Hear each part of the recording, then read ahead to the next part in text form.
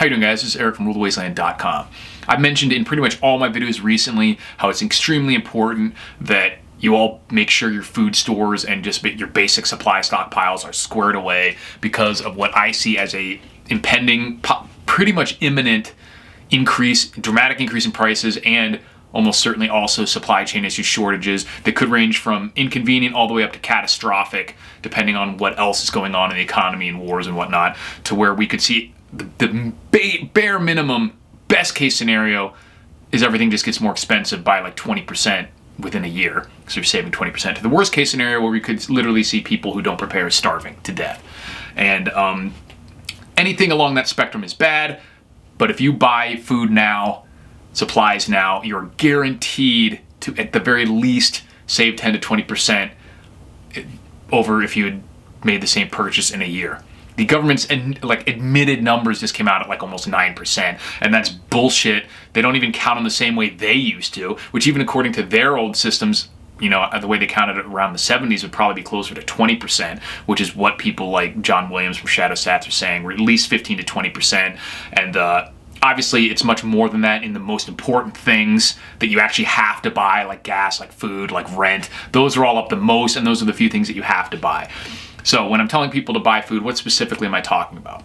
So the two elements that I look for in deciding what you should stockpile are the most important anyway. There's plenty, but one is that shelf stable, will last for at least a year, because like I said, a time horizon of a year to 18 months, we know some crazy shit's gonna happen. At the very least, the prices are gonna go up, so you wanna buy it now. But it has to be able to sit there in your house for a year without going bad. So year to 2 year shelf life, shelf stable, and something that you're going to use anyway. If this is not the time to buy a bunch of stuff that you think you're going to possibly need, night vision goggles, whatever, if you haven't already squared away all that stuff that you know you're gonna need. So what are those things? Foods, medicines, toiletries, all that stuff. So specifically with food, I made a video recently about the $110 that you can spend at Walmart for an entire month's worth of calories. So that's rice and bean. That one particular in that video is rice and Spam. That gives you a decent macro split. I'll put a link to that video in the description if you haven't watched it yet. But shelf stable stuff: rice, beans, lentils, pasta, any dry goods like that, oats, pretty much any of the grains that can be stored dry are fine. Almost any canned goods. Storage is not an issue for canned goods. They last for decades, you know, and they're safe that entire time. Might not necessarily be the most palatable after 30 years, but certainly a few years is no big deal. I've eaten a can of beans that was 9 years old, and I couldn't tell any different.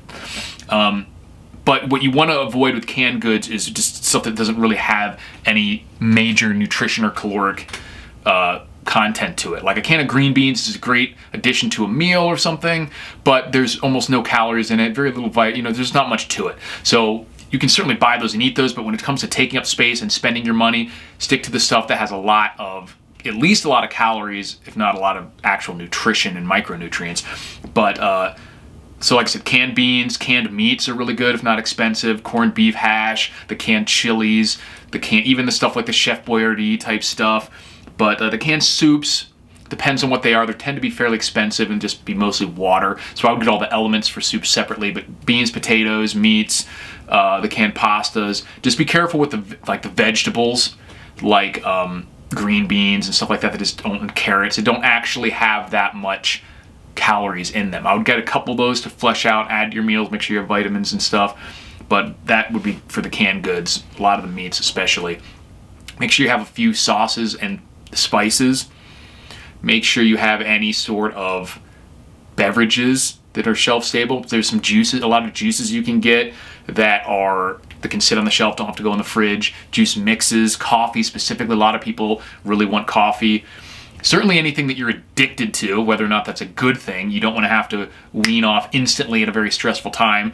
So any sort of like cigarettes or alcohol or whatever, I definitely think having some of that on hand is smart. There's a lot of uses, especially for alcohol specifically. I think it's probably a good time to quit smoking and everything, but alcohol specifically has a lot of other uses, a great bartering item, that sort of thing.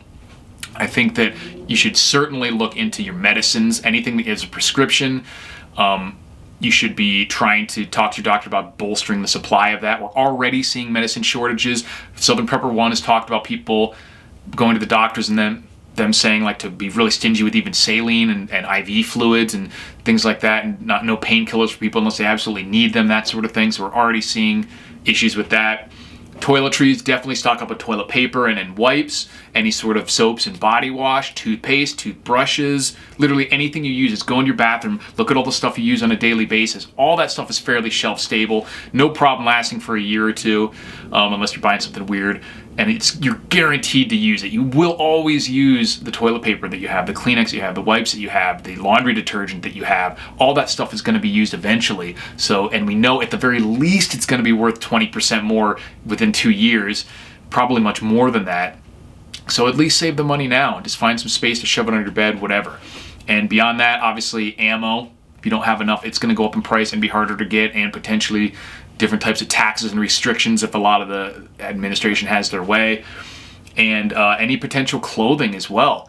All that stuff's imported. When that's disrupted, that could be a problem too. So make sure you get decent stuff like wool socks, a couple decent pair of pants. You don't need a ton. If you get high quality clothing, you don't need a shitload of it. Make sure you have a little backup of some decent clothing, decent shoes or boots, things that are going to last, gloves, that sort of thing. So just take a walk around your house, look at the stuff that you actually use on a day-to-day basis, and try to stock up on it. Certainly gasoline is one.